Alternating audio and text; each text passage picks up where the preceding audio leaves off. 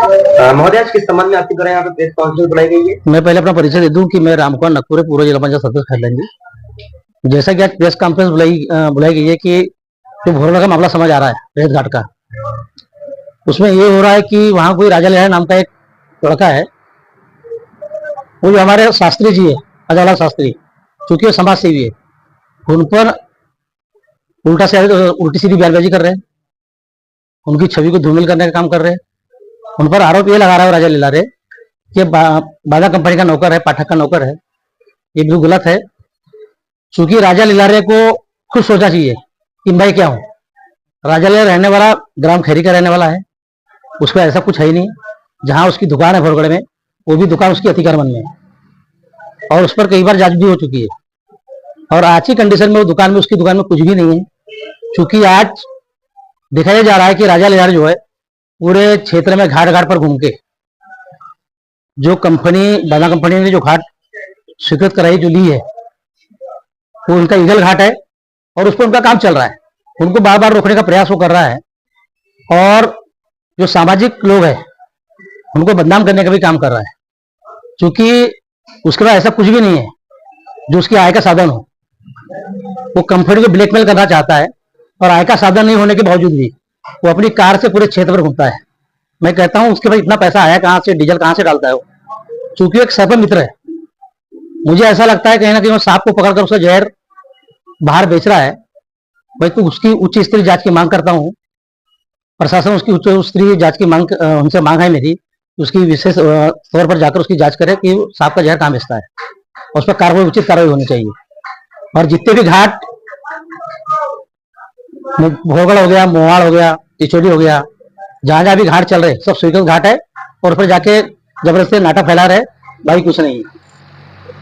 इस तरीके से राजा लिलारे बहुत ज्यादा आरोप चाहे बाधा कंपनी पे हो या फिर चाहे अपने शास्त्री जी पे लगा रहे, इसके पीछे क्या कारण मानते हैं आप? देखो, शास्त्री जी का मैं तो शास्त्री जी को 10-12 सालों से पहचानता हूँ और बाकी जैसा मावले जी है तो बचपन से उसके मित्र रहे हुए हैं। शास्त्री जी ने मैंने कभी ऐसा देखा नहीं कि जो पैसा घमंड होगा। वो आज भी सोसाइटी का चावल खाते हैं और पहले भी खाते थे। लोग उन पर फर्जी आरोप लगाते हैं कि वो बांदा कंपनी का नौकर है, बांदा कंपनी से पैसे लेता है। ऐसा तो मुझे कभी लगा नहीं। और जबरदस्ती राजा लिलारे जो उनको आरोप बदनाम कर रहा है, उन पर भी नेताजी ने एफआईआर दर्ज कराई है। उस पर उच्च स्तरीय जांच होकर उस पर कार्रवाई होनी चाहिए, जेल भेजा जाना चाहिए उसको।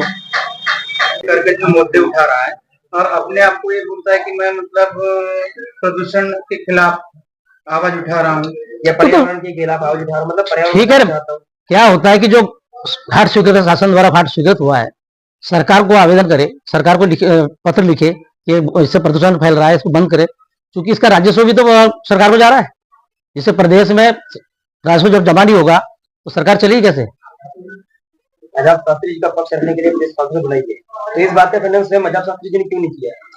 शास्त्री जी का अलग मामला है, शास्त्री जी ने क्यों नहीं किया उसको मैं नहीं जानता। मेरे सामने जो मैंने देखा व्हाट्सएप, फेसबुक, प्रेस पे पढ़ा मैंने, जो उन्होंने आरोप लगाया शास्त्री पे, वो मेरे हिसाब से बिल्कुल गलत है और ऐसे लोगों पर तो कार्रवाई होनी चाहिए। अभी जिस तरीके से जो गतिविधियां राजा लिलारे की चल रही है, उसको लेकर के आपकी क्या प्रतिक्रिया आ रही है? उसकी कोई गतिविधि नहीं है, वो सिर्फ तमाशा कर रहा है और लोगों को बदनाम करने का काम कर रहा है। उसके अलावा उसका कुछ नहीं है। और वो चाह रहा है कि बाधा कंपनी मुझे अच्छी मोटी रकम दे दे ताकि मैं भी अपना मुंह शांत रखूं। और उसके कुछ बड़े उच्च स्तरीय नेता है, उनको भी माल मिल गया, वो भी हल्ला लगा, उन्हें बंद कर दिया, वो भी शांत हो गए। जो राजा लिलारे जिन लोगों के साथ पहले घुमा करते थे, अभी मेरे को तो मार्केट में कहीं नहीं दिख रहे, सिर्फ अभी राजा लिलारे घूमते ही दिख रहा है।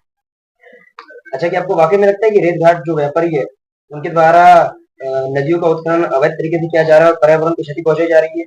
भाई, पर्यावरण को क्षति तो पहुंच रही है, पर सरकार ने अगर उनको ठेका दिया है तो करेंगे क्या? अगर वो ठेकेदार नहीं होगा तो दूसरा ठेकेदार लेगा, वो भी वही काम करेगा, वो भी खोदेगा रेत को।